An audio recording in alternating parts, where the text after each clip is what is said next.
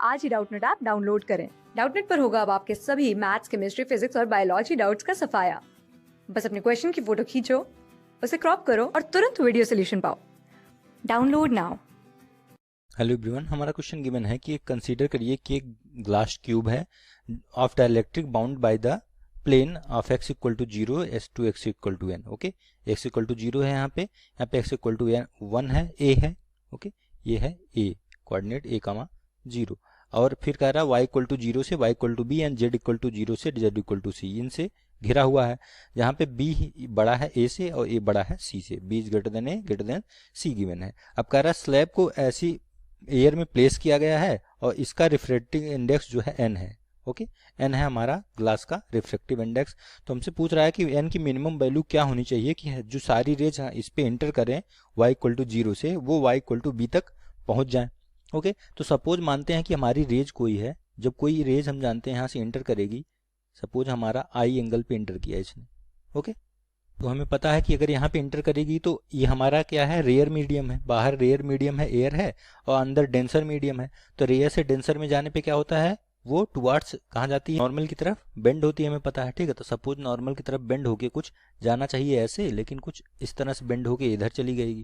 ठीक है, यहाँ पे फिट होती है, टकराती है। अब हमसे कह रहा है कि यहाँ पे ये जो रेज है वो वाई बी पे पहुंचना चाहिए। ठीक है, तो सपोज अगर आपका दूसरा ये फेस हमारा यहाँ पे नॉर्मल एक दूसरा ड्रॉ करें और ये मान लें यहाँ पे थीटा एंगल से हमारा इंसिडेंट हो रहा है, तो अगर ये हमारा एंगल कुछ ऐसा होगा, अब हमें कुछ ऐसा चाहिए कि यहाँ से बाहर ना निकले, क्योंकि यहाँ से रेज टकराएगी तो क्या होगा, बाहर निकलने की कोशिश करेगी। ओके, यहाँ से टकरा के, बट यह है कि रिफ्रैक्ट होके। ओके, बट हमें चाहिए कि रिफ्रैक्ट ना हो बल्कि रिफ्लेक्शन हो जाए। तो ऐसा केस चाहिए कि हमारा टोटल जो रेज है इंटरनल रिफ्लेक्ट हो जाए। वो केस क्या होता है कि जब हमारा थीटा जो एंगल जो है अगर बड़ा या बराबर हो जाए आईसी के। ठीक है, आईसी क्या है आपका, क्रिटिकल एंगल।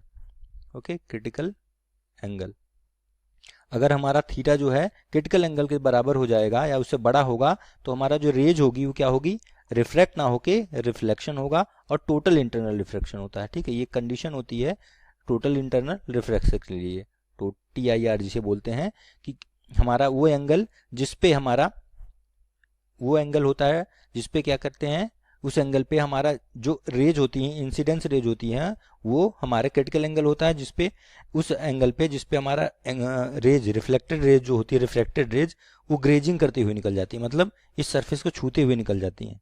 ठीक है, और जब थीटा हमारा बड़ा होता है क्रिटिकल एंगल से, तो हमारा क्या होता है, टोटल इंटरनल रिफ्लेक्शन होता है। ठीक है, हमेशा तभी होता है, आप जानते हैं, क्योंकि जब डेंसर से हम रेयर मीडियम में जाते हैं, जैसे एग्जांपल से समझाता हूँ आपको, जैसे मान लीजिए ये रेज है आपकी, ठीक, कोई रेज यहाँ पे इंसिडेंट हो रही है, ये डेंसर हमारा, ये रेयर मीडियम है। डेंसर से आप रेयर जब जाते हैं तो हम जानते हैं towards away from the normal जाती है रेज, अवे फ्रॉम नॉर्मल ऐसे निकलना चाहिए तो ऐसे मुड़ेगी आई को। ठीक है, ये आई है, ऐसे मुड़ जाएगी। अब आई को और हम बढ़ाएंगे तो और ये और मुड़ना शुरू होगी। तो कुछ आई की वैल्यू हम कुछ इतना ऐसा रख दें, आई कुछ इतना बढ़ा दें कि ये इसी से टच करते हुए निकल जाए। ठीक है, तो इसे हम कहते हैं कि ग्रेजिंग करते हुए निकल जाए, मतलब एकदम पूरा 90 डिग्री हो जाए। तो ये जो एंगल आता है हमारा इस केस में, जब ग्रेजिंग करते हुए निकल जाती है एंगल, उसी को हम लोग क्या बोलते हैं, क्रिटिकल एंगल। ठीक है, अब अगर हम थीटा का मान और बढ़ाएंगे, मतलब इंसिडेंट एंगल का मान और बढ़ाएंगे, तो क्या होगा, ये पूरा रिफ्लेक्ट ना होके इधर से पूरा रिफ्लेक्ट हो जाएगी। ठीक है, तो पूरा का पूरा जब रिफ्लेक्ट होना है, यानी कि थीटा अगर हम लोग क्या कर दें, यानी आई की वैल्यू आईसी से ज्यादा कर दें, तो क्या होगा, टोटल इंटरनल रिफ्लेक्शन हो जाएगा। ठीक है, तो इसको मिटा देता हूँ, ये तो आपको समझाने के लिए था कि अगर हमारा आई की वैल्यू हम बढ़ा कर दें तो ग्रेजिंग से भी बड़ा हो जाएगा, यानी कि टोटली इंटरनल रिफ्लेक्ट हो जाएगा, और टोटल इंटरनल रिफ्लेक्शन होगा तभी जाके ये रेज हमारा कह रहा है कि इस पे पहुंचनी चाहिए वाई बी पे।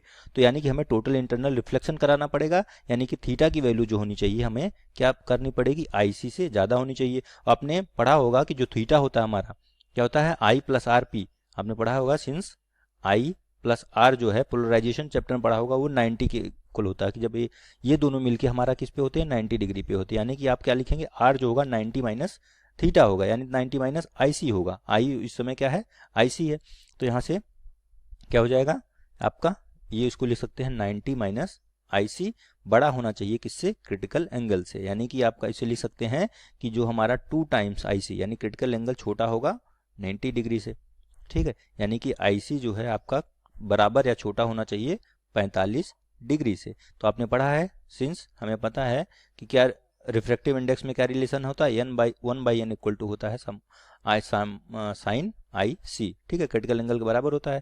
तो यहाँ से इसमें वैल्यू पुट करेंगे तो साइन आई सी क्या हो जाएगा, साइन इसका लेंगे तो साइन आई सी, दोनों तरफ साइन लेने पे sine i c less than equal to sine 45, ठीक है। साइन 45 की वैल्यू क्या होती है, 1/√2, तो हो जाएगा साइन आई सी की वैल्यू यहाँ पे मैं पुट कर देता हूँ 1/n refractive index less than और इक्वल टू 1/√2, ओके। तो यहाँ से √2 n की वैल्यू क्या हो जाएगी, यानी n की वैल्यू हमारा बड़ा या बराबर होना चाहिए √2 से, यानी कि n की मिनिमम वैल्यू कितनी हो जाएगी यहाँ पे इक्वल टू √2, ओके। तो अगर हमें n की वैल्यू मिनिमम वैल्यू √2 होगी तो हमारी सारी की सारी रेंज क्या होगी, y इक्वल टू 0 से y इक्वल टू b पे पहुंच जाएगी। तो कौन सा ऑप्शन में हमें गिवन है, सॉरी ऑप्शन सेकंड में हमें गिवन है, ये आपका सेकंड वाला करेक्ट हो जाएगा, ठीक है, ये आपका आंसर हो जाएगा।